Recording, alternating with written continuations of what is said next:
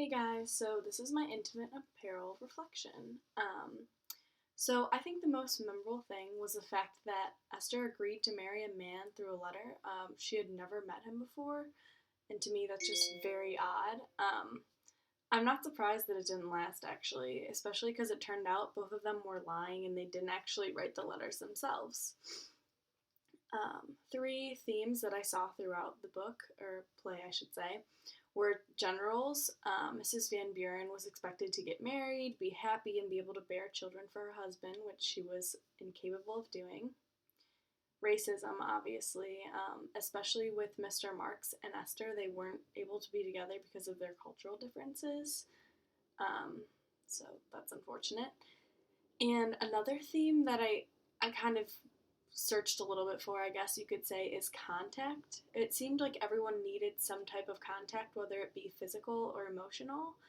Um, we had Mrs. Van Buren who wanted love from her husband.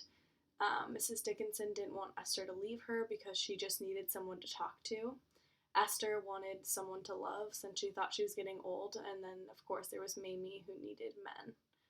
Um, but regarding the three R's, I think that the play reinforces our understanding of the African American experience in the time frame of the play.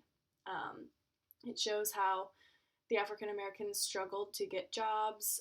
They had to be a prostitute or go out of their way to search for something or just make their own career. I think that Lynn Nottage's purpose of writing this play was to show us accurate representations of how life was for her growing up and for others like her, especially because back when this was written, I'm sure there wasn't many things that showed an accurate representation. So she was very happy to do so. Um, Obviously, stereotypes still do exist today.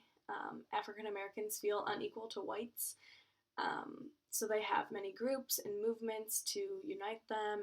There's even Black Lives Matter, but I think that ultimately social change is very hard to come about, and typically you need some government interaction to um, rid of these horrible assumptions, I guess.